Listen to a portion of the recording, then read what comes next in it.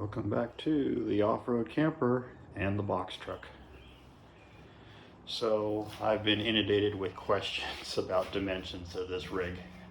So this is a 14-foot 6-inch box with a cab over that's about 3 feet deep, right up there. It's on a 158-inch wheelbase, which means it's 3 inches longer than most ambulances. And it has about a 6-foot overhang from the rear axle center. So that means that it's about 3 feet longer in the rear than most ambulances. Now a lot of people want to know the actual box size. So got the trusty Fat Max tape measure out here. We're going to give her a measure. Oh, let's do it on the floor, it's easier. All right.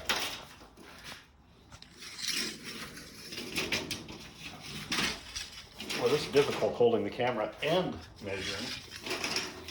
Okay, we are at exactly 92 inches in width. And the height of this box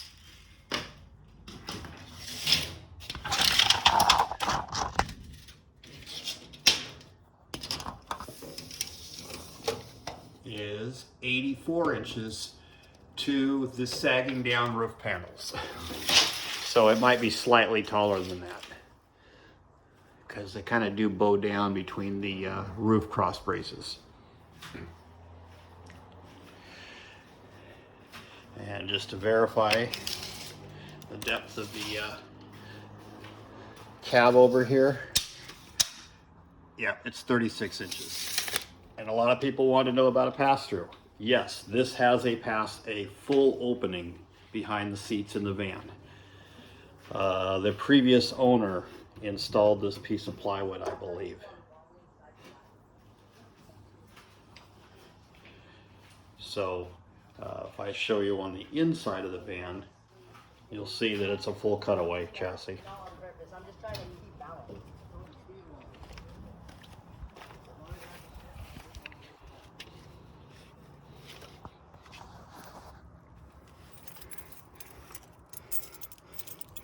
Alright, see if we can figure out which key opens the door on this thing.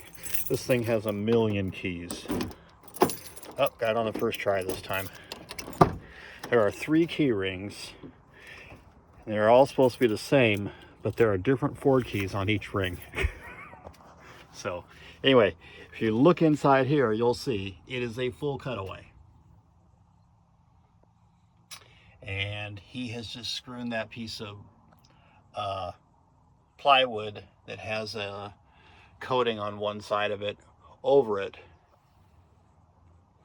So you can see here that even with these seats that he added to the van, these are out of a higher end, I think he said E450, they would still recline back into that opening. Right now they're pretty upright, but it's not uncomfortable. I've already driven about 100 miles in the van, maybe 120 miles, and it's not uncomfortable in the position. But yeah, so they have armrests, E450 seats. This is a very, very basic van. Has vinyl flooring, wind-up windows, flat plastic door cards, no passenger airbag. It does have an upgraded JVC Kenwood stereo, but as near as I can tell, this only runs off of an app which only uses paid streaming audio. So it doesn't. And then there's some very upgraded speakers in the doors, and then there is a powered subwoofer down the floor between the seats, which is all nice, but I'm not paying for streaming music when I've got literally thousands of songs on my tablet and my phone. So I have to figure out how to get tunes, although I haven't really driven with music in several years. So, but it would be nice. But really basic. Apparently he did upgrade the doghouse with this one that has the dual cup holder and all the pockets on it. This is kind of the commercial version. There's also another doghouse that has like 6 cup holders and pockets on each side. So now apparently this van is upfitted with a 110 volt plug outlet, factory from Ford. There isn't one in here, but the box has 110 volt power. So I'm thinking that the upfitter who built the box may have routed it to this panel up here. But we'll have to dig into all that later. Now, updates on the Jeep and updates on the box truck. As you know, I said when I drove the box truck back to camp, it was getting progressively louder and seemed to lose power on the hills. And these are not really actually that big of hills. We're talking about 500 feet absolute most elevation gained over the course of like 3 or 4 miles. That would be Highway 30 in Oregon, between Rainier and the top of the hill there after the Longview Bridge. It was really struggling on that on the way out. So this had an appointment to go in today. They thought maybe it was the up pipes for the turbo, and he crawled around underneath and looked, but listened to it a little bit, but did not pull the doghouse. He said he didn't think that's what it was, could be something else. And I says, well, I have to give it a lot of throttle pedal travel. That pedal's got to move about halfway just to get the thing to start moving. And so I was wondering if maybe the transmission is slipping, which would explain the price on the van. And if that is the case, it has had a rebuilt transmission. I have the invoices for that work.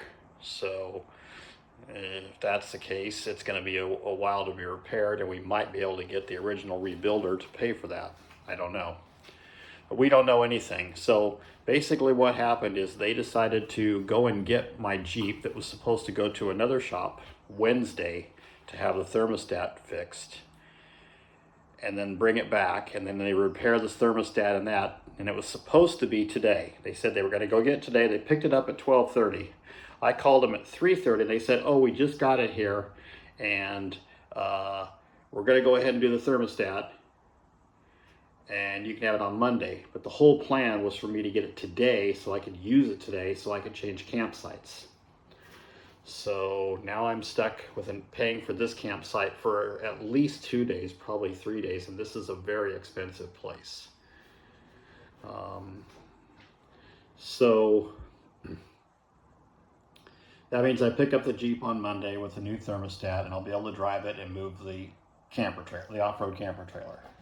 And then I'll drop this off at that shop where they'll be able to plug in their special Ford computer system to the van, drive it around, and find out, you know, where the throttle position is, you know, what is the speed related to the engine RPM, is it shifting correctly, you know. And then they can also just tell me from their own experience, because they are a performance diesel shop primarily, that if that is normal amount of volume from the engine or not, if everything does check out. I suspect that there's probably absolutely no insulation in that cab. And when you first get in and start it up and start driving it, it's fine. It takes it a while. Once it warms up like 30, 40 miles, that's when it starts getting loud. So that is what it is. So hopefully you'll find that information interesting. I know a lot of people were curious about the dimensions of the box on the truck and what the wheelbase was. I thought it was longer wheelbase than it is. It seems like it when you look at it, but it's just a 158, so it's just a few inches longer than most ambulances. And somebody else also asked in the comments, have I been up on the roof? No, I have not been on the roof. I don't have a ladder to get up there. I do suspect that there is probably more than one leak in the roof, and I suspect wherever that piece of tin covering whatever vent or hole was there originally is, would venture to say that that probably has a leak as well. But you can see leaks here on the front of the box. That's obviously a leak. So is that. So is that. You can also tell that this is all sagged and warped here. All this is all water damage. That's all water damage. So, and then also, a lot of the marker and running lights on the box have been replaced. And you can see right here, there's a big hole here where any water that wants to get in can. And as well as in all four corners. So I'm gonna have to go through and make cover plates to go over all those marker lights, seal the cover plates, and then go through and then reattach the markers over the cover plates. But I do plan on removing all of this plywood. Well, it's not really plywood, it's basically Luan. From inside the box after we get a clean bill of health mechanically. I'll just strip it all the way down to the studs, insulate it, and then repanel it with non-organic materials.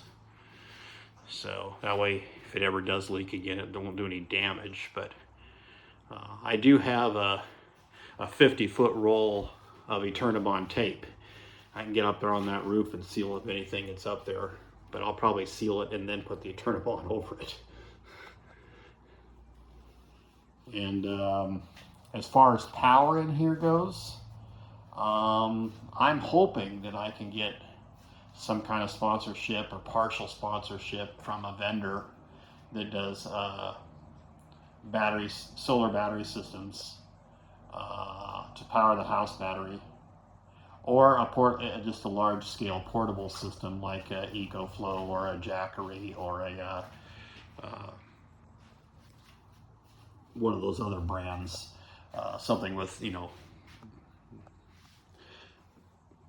extended batteries.